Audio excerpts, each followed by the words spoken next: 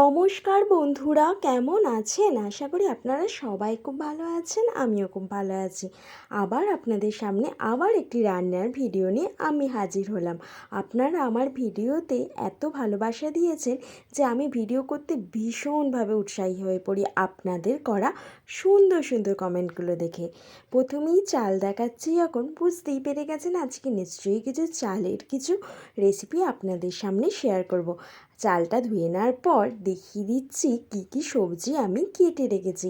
কুচানো করে পেঁয়াজ রেখেছি, ডুমো ডুমো করে কাটাও পেঁয়াজ রাখা আছে, আদা রাখা রয়েছে, কাঁচা লঙ্কা আছে, আর আছে পাতি লেবু, আর আছে রসুন। বিভিন্ন জিনিসটা বিভিন্ন রকমভাবে কাটা আছে। এই দেখুন, আদাগুলোও ডুমো ডুমো করা আছে, আবার পেঁয়াজগুলো আছে ডুমো ডুমো করে কাটা, আর আছে পাতি লেবু। কি রান্না করছি সবটাই তোমাদের সাথে শেয়ার করব। তার আগে বলে রাখি, আমার চ্যানেলে ভিডিওগুলো যদি তোমাদের ভালো লেগে থাকে তাহলে প্লিজ সাবস্ক্রাইব করে পাশে থেকো। আর এই ভিডিওটি যদি তোমাদের ভালো লেগে থাকে তাহলে লাইক, কমেন্ট আর শেয়ার করতে ভুলে যেও না। কাঁচা লঙ্কাগুলোও নিয়ে নিয়েছি, আছে রসুন, আছে ডুমো ডুমো করে পেঁয়াজ, আর কুচানো পেঁয়াজও আমি নিয়ে নিয়েছি, আর আদাও নিয়ে নিয়েছি। দাঁড়াও দাঁড়াও, কী বানাচ্ছি সবটাই তোমাদের সাথে শেয়ার করছি। চলো দেখা যাক কী বানানো হচ্ছে। আজকে আমি আমার নিজের মাকে ছাড়া, মানে মায়ের শ্বশুরবাড়িতে আছে তো, মাকে ছাড়া আমি আজকে নিজের হাতে বিরিয়ানি বানাবো। বিশ্বাস করো, কোনো দিন আমি একা একা বিরিয়ানি বানাইনি, আজকে বানাবো। কিছু ভুলচুক হয়ে গেলে প্লিজ ক্ষমা করে দিও। আমি রান্না করতে ভালোবাসি, কিন্তু রান্নায় পারদর্শী নই, এটা তোমরা সবাই জেনে গেছো। চলো, আমি আর আমার হাজব্যান্ড যেহেতু থাকি সেজন্য বেশি তো লাগবে না, তাই 4-5 পিস মাংসই নিয়ে নিয়েছি। আর আমার সবথেকে কি ভালো লাগে জানো? ডিম বিরিয়ানি খেতে। তোমাদের কার কার কী বিরিয়ানি খেতে ভালো লাগে সেটা জানিও। প্রথমেই হাঁড়িতে জলটা গরম করতে দিয়ে দিলাম। তারপর কি করব, তারপর চালগুলো দিয়ে দেবো। চালটাকে আমি ভালোভাবে ধুয়ে রেখেছিলাম। চলো, হাঁড়ির জলটাতে এবার চালগুলো দিয়ে দিই। চালগুলো দিয়ে দেওয়ার পর চলো এরপর কী কী দিই চালের মধ্যে সেটা দেখো। আমি যেভাবে বিরিয়ানি বানাই সেটা একদম আমার মায়ের রেসিপি। চলো দেখা যাক। এরপর দিয়ে দিলাম কিছু গোটা গরম মশলা, এলাচ, লবঙ্গ আর দারচিনি। আরও কিছু দিতে হবে এই জলটাতে। তোমরা তো সবাই জানো বিরিয়ানি কিভাবে করে, কিন্তু আমরা কিভাবে ঘরোয়াভাবে বিরিয়ানি করি সেটাই তোমাদের সামনে তুলে ধরলাম। চলো, এবার চাল যেরকম নিয়েছি সেরকম পরিমাণ বুঝে নুন দিয়ে দিলাম। নুনের পরিমাণটা কিন্তু এখানে দিয়ে দেবে, বেশ ভালো রকমই দেবে। যেরকম তোমরা চাল নিয়েছো সেরকম অনুযায়ী তোমরা নুনের পরিমাণটা দেবে। নুন এমন একটা জিনিস, যে জিনিসটা একটু বেশি হয়ে গেলেও ভালো লাগে না, একটু কম হয়ে গেলেও ভালো লাগে না। আসলে নুন আমাদের খাবারের সব থেকে উপকারী একটি উপকরণ, আমার তো তাই মনে হয়। চল, এরপর যে পাতিলেবুর 4টে টুকরো নিয়েছিলাম তার মধ্যে 2টো টুকরো আমি এই ভাতের চালেতে দিয়ে দেবো। তোমরা কারা কারা এরকমভাবে বিরিয়ানি বানাও আমাকে অবশ্যই কমেন্ট করতে ভুলে যেও না। চলো, পাতিলেবুর এই রসটা আমি ভালোভাবে গেলে ভাতের জলটাতে দিয়ে দিলাম। ভাতটা কিন্তু তখনও আমি গ্যাসে বসাইনি, বুঝতে পেরেছি। সব দিয়ে দেওয়ার পর তারপর আমি গ্যাসের ওভেনে ভাতটা বসিয়ে দেবো। চলো, লেবুর যে কোয়াগুলো রয়েছে সেগুলো কিন্তু আমি ফেলে দিলাম না, সেগুলো কিন্তু আমি হাঁড়িতেই রেখে দিলাম। তার একটা নির্দিষ্ট কারণ আছে, তার জন্য গন্ধটা খুব সুন্দর বেরোয়। আর ভাতটাতে এমনি আমরা ছেঁকে ছেঁকে নেবো ফ্যানটাকে পুরো গেলে। বিরিয়ানি আমাদের সবার খুব প্রিয়, আমার কিন্তু খুব প্রিয় খাবারের মধ্যে যদি থাকে প্রথম সারিতে সেটা হচ্ছে বিরিয়ানি। বিশ্বাস করো, চিকেন বিরিয়ানি থেকেও আমার ডিম বিরিয়ানি খুব ভালো লেগে থাকে। আর তোমাদের কার কার কীরকম বিরিয়ানি ভালো লাগে অবশ্যই জানিও। আর পরিমাণ মতো দিয়ে দিলাম সাদা তেল, এই কটি লাগবে এই চালের জলটাতে। চলো, এরপর ভালোভাবে জলটাকে দিয়ে চালটা বসিয়ে ভালোভাবে ফুটিয়ে নিই। তারপর কি করছি সেটাও তোমাদের সাথে তুলে ধরবো। বিরিয়ানি যখন করছি, বিরিয়ানি কিভাবে করলাম সবটাই তোমাদের সাথে তুলে ধরবো। নুন, হলুদ, সর্ষের তেল আর কাশ্মীরি রেড চিলি পাউডার আমি মাংসটার মধ্যে দিয়ে দিলাম। আর যে 2 কোয়া লেবু ছিল সেই 2 কোয়া লেবুর রসটা ভালোভাবে চিপে এই মাংসটার মধ্যে দিয়ে দিলাম। প্রথমেই বলেছি আমরা যেহেতু দুজন, সেজন্য খুব কম পরিমাণেই মাংস নিয়েছিলাম। আমার খুব ডিম ভালোবাসি বলে আমি ডিম বিরিয়ানি খেয়েছি। এটার গোটাটাই মাংসটা ছিল আমার হাজব্যান্ডের জন্য। যাই হোক, এইভাবে লেবুর রস দিয়ে ভালোভাবে মাংসটাকে আমি ম্যারিনেট করে রাখবো কিছুক্ষণের জন্য। কাশ্মীরি রেড চিলি পাউডার, নুন, হলুদ আর সর্ষের তেল দিয়ে ভালোভাবে মাখিয়ে নেবো এই বিরিয়ানির মাংসটাকে। বিশ্বাস করো, আমি একা একা বানালাম তো এই প্রথম, খুব সুন্দর খেতে হয়েছিল। নিজে বানিয়েছি বলে এরকম বলছি ভেবো না, সত্যিই ভালো হয়েছিল কিন্তু। তোমরা আমার ভিডিওতে খুব ভালোবাসা দাও, আর যারা আমার ভিডিওতে এত ভালোবাসা দাও তাদেরকে আমি সশ্রদ্ধ প্রণাম জানাই, কারণ তোমাদের জন্যই আমি ভিডিও করার অনেক বেশি উৎসাহ পাই।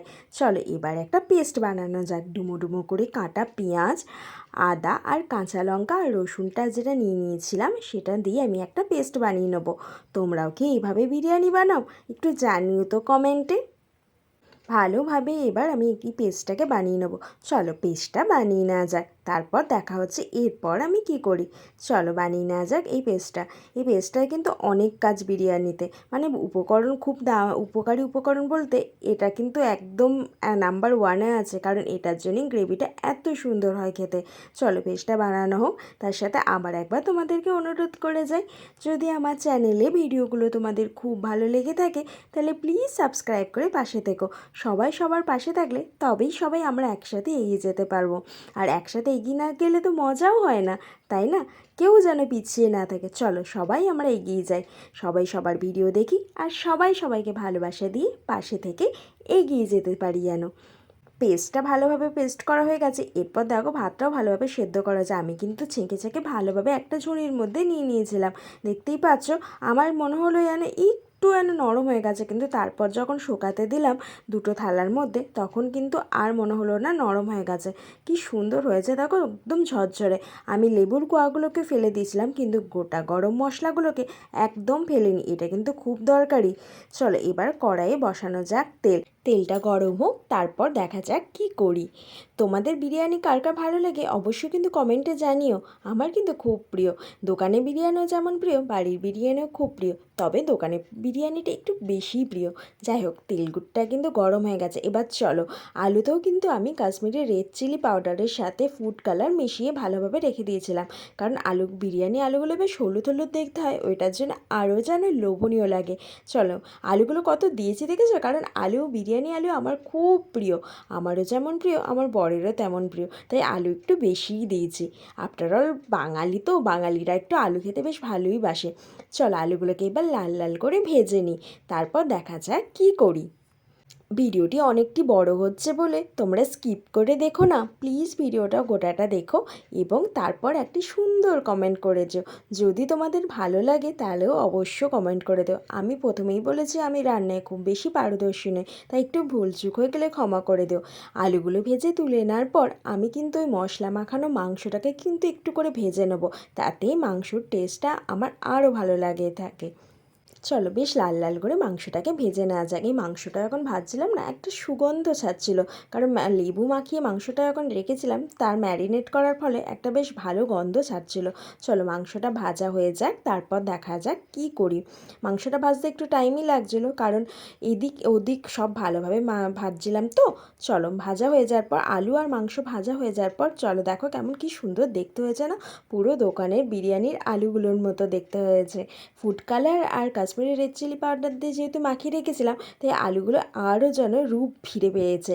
একটু মজা করলাম, মজা না করলে তো জীবনটা বেঁচে থাকাটাই একটা বৃথা হয়ে যায়।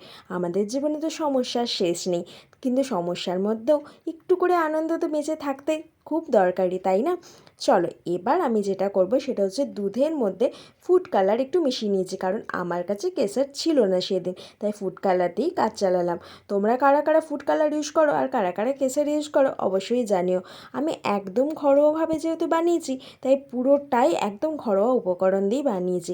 দুধের সাথে ফুড কালারটা মিশিয়ে একটা অপূর্ব কালারে পরিণত হয়েছে। এই কালারটি কিন্তু খুব দরকারি বিরিয়ানির জন্য। বিরিয়ানি এই কালারটির জন্য আমাদের আরও লোভনীয় লাগে। চলো ভালোভাবে এই ফুড কালারটা মেশানো হয়ে গেছে, এরপর কষানো যাক মাংসটাকে। মাংসটাকে বেশ ভালোভাবে ভেজে নিতে হবে, এদিক ওদিক করে ভালোভাবে ভেজে নেওয়ার পর আমি এর মধ্যেই দিয়ে দেবো কিন্তু সমস্ত ধরনের মশলাগুলো। চলো মাংসটাকে একবার তুলে নিই, তারপর দিই মশলাগুলো। এই দেখো ওই তেলটার মধ্যেই আমি পেঁয়াজ কুচানো যে পেঁয়াজটা কেটেছিলাম না ঝিরিঝিরি করে, ওই পেঁয়াজটা কিন্তু দিয়ে দিলাম। এই পেঁয়াজটা কিন্তু খুব দরকারি, কারণ এটাকেই তো বেরেস্তা বলে আমরা ওপরে ছড়াবো, তাই না? চলো পেঁয়াজটা ভালোভাবে লাল লাল করে ভেজে নেওয়ার পর আমি কিন্তু ওই তেলের মধ্যে আরেকটু তেল দিয়ে মশলাটা দিয়ে দিলাম। চলো, মশলাটা একটা এরকম ঘোলাটে পাড়া কালার হয়েছে, সেটা কিন্তু ভেবো না আমার ক্যামেরার জন্যই হয়েছে, এটা কিন্তু কালারটা খুব সুন্দর হয়েছিল। আর তার জন্য আর একটু দিয়ে দিলাম কাশ্মীরি রেড চিলি পাউডার, যেটার জন্য লাল লাল কালারটা হবে। আর লাল লাল কালার মানে একটা লোভনীয় লোভনীয় ব্যাপার। চলো, ভালোভাবে মশলাটাকে ভালোভাবে কষানো যাক। আমার কথাগুলো যদি তোমাদের খুব ভালো লেগে থাকে তাহলে প্লিজ লাইক কমেন্ট করে দিও।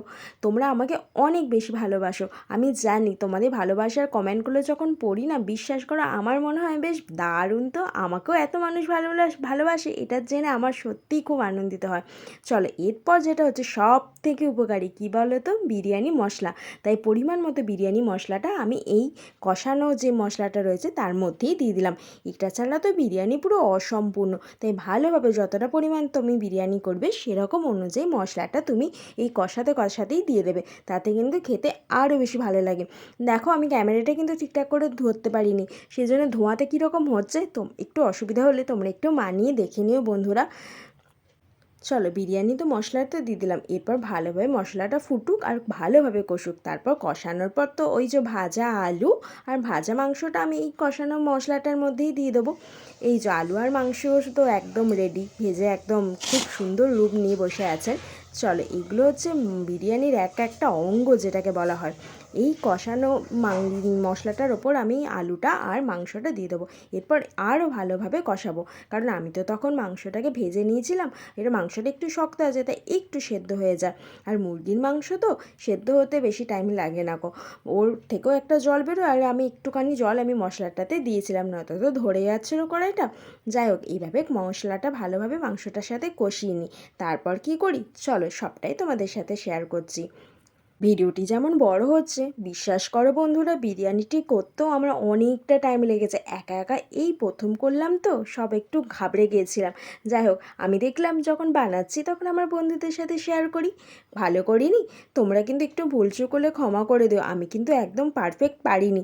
যাই হোক, এরপর একটু ঢাকা দিয়ে দিই, বুঝতে পেরেছো তো? ঢাকা দিয়ে দিলে তাড়াতাড়ি সেদ্ধ হয়ে যাবে আর খুব তাড়াতাড়ি রেডিও হয়ে যাবে। অনেকটা টাইম ধরে আমি বিরিয়ানিটা বানিয়েছিলাম, তাই ভিডিওটাও অনেকটা বড় হয়েছে। তোমরা একটু কষ্ট করে সবটা দেখে নিও। যেহেতু ঢাকা দিয়ে দিয়েছিলাম, তাই দেখো অনেকটা জল কমে গেছে, কি সুন্দর দেখতে হয়েছে না? আর একটু জল কমাতে হবে, আর একটু ভালোভাবে কষাতে হবে, তবে গিয়ে বিরিয়ানির মশলাটা ঠিক হবে, রেডি হবে অ্যাকচুয়ালি ব্যাপারটা। চলো, এরপর দেখা যাক কি করি। এরপর আমি একটি পাত্রে ঘি গরম করতে দিয়ে দিলাম।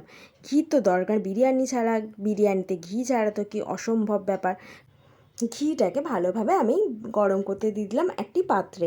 তারপর কি করছি সবটাই তোমাদের সাথে শেয়ার করবো। আমি কিন্তু আবার একবার অনুরোধ করে গেলাম তোমাদেরকে, পুরো ভিডিওটা দেখে তারপর কমেন্ট করো, ঠিক আছে? চলো, এবার দেখো মাংসটাকে আমি এভাবে রেখে দিলাম। ওই যে দাঁড়াও দাঁড়াও, তার আগে বলি, ঘিটার ওপর আমি কিন্তু একটু তেজপাতা দিয়ে রেখে দিয়েছিলাম যাতে ধরে না যায়।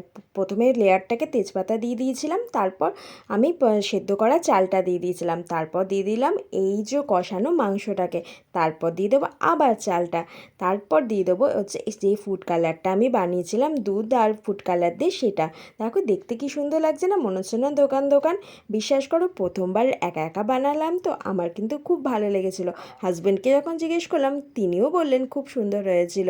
নিজে নিজে এতটা বানিয়েছি তো, তাই বেশ ভালোই লাগছিল। এরপর যে কুচানো পেঁয়াজটা দিয়ে ভেজে বেরেস্তা বানিয়েছিলাম সেটা উপর থেকে ছড়িয়ে দিলাম।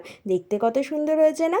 আমি কিন্তু 3-4টে লেয়ার করিনি, প্রথমে ভাতটাকে ঘিয়ের ওপরে দিয়ে দিয়েছিলাম, তারপর মাংসগুলো, কষানো মাংস আর আলুটাকে দিয়ে দিয়েছিলাম, তারপর আবার ভাতটাকে দিয়ে আর ফুড কালার দিয়ে আর বেরেস্তা দিয়ে রেডি করে দিয়েছিলাম। আর অবশ্যই আমি দিয়েছিলাম একটুখানি কেওড়া জল আর গোলাপ জল, যেটার জন্য বিরিয়ানি গন্ধটা আরও সুন্দর লাগে।